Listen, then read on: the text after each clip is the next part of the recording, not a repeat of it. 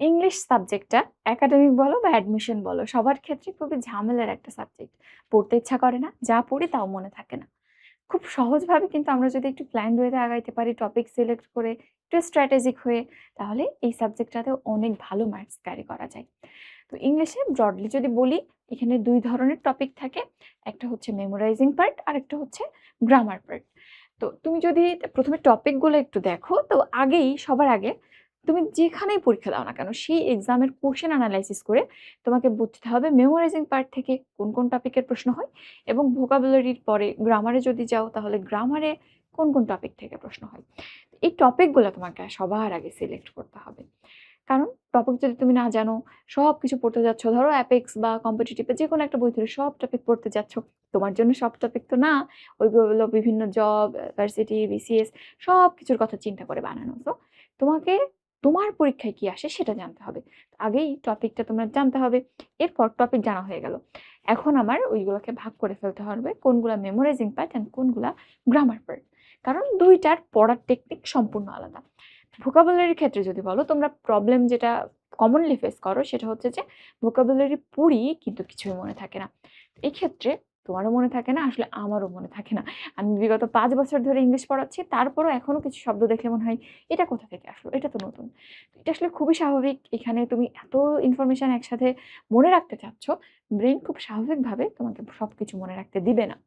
প্রথমে যেটা করতে হবে, আগে নিজেকে বুঝাইতে হবে যে আমার বিগত বছরে যারা ছিল, সামনে যারা আসবে, সবারই জিনিসটা মনে থাকতো না। সো আমাকে বারবার প্র্যাকটিস করে মনে রাখার চেষ্টা করতে হবে। দ্বিতীয় যেটা, আমার কাছে মনে হয় যে ইংলিশ যতটা না বেসিক পড়ার, তার থেকে বেশি প্র্যাকটিসের জিনিস। এবং তুমি ধরো একটা বই থেকে ২,০০০ শব্দ মুখস্থ করতে যাচ্ছ, আর তুমি যখন প্র্যাকটিস সেকশনে যাবা, সেখানে দেখবা তার হয়তো 25% আছে, অর্থাৎ হয়তো সেখানে ৫০০ প্রশ্ন আছে।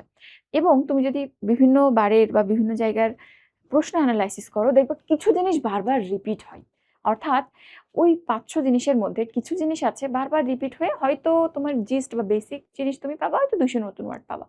তোমার জন্য কিন্তু ২০০ জিনিস ইম্পর্টেন্ট, কারণ ওগুলাই আসছে বিগত বছরগুলাতে, আসছে এবং সামনের দিনগুলোতেও কিন্তু আসবে।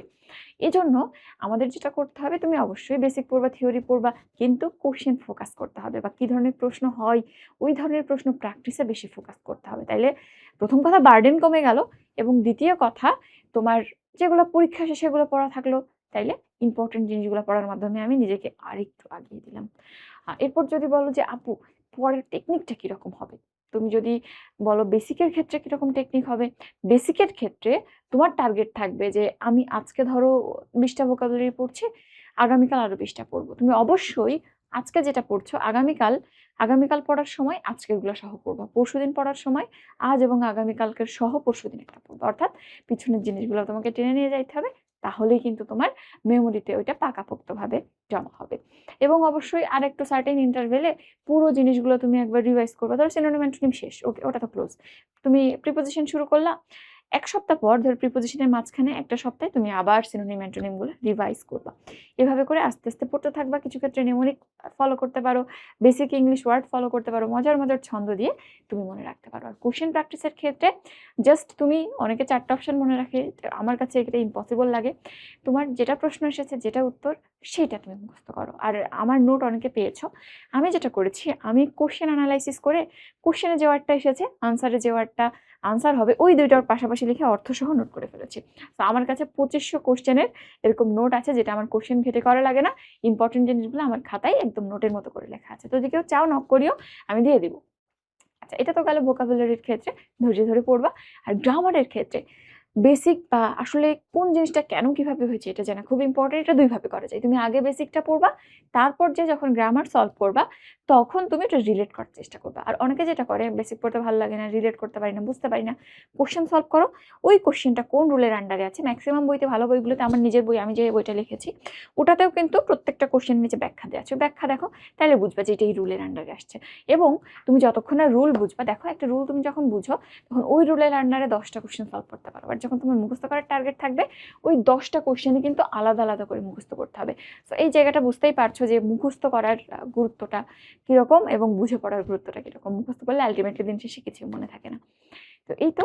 আর এর বাইরে যেটা তোমাকে ফলো করতে হবে, অবশ্যই সার্টেন একটা রুটিনে থেকে তোমাকে এগিয়ে যেতে হবে।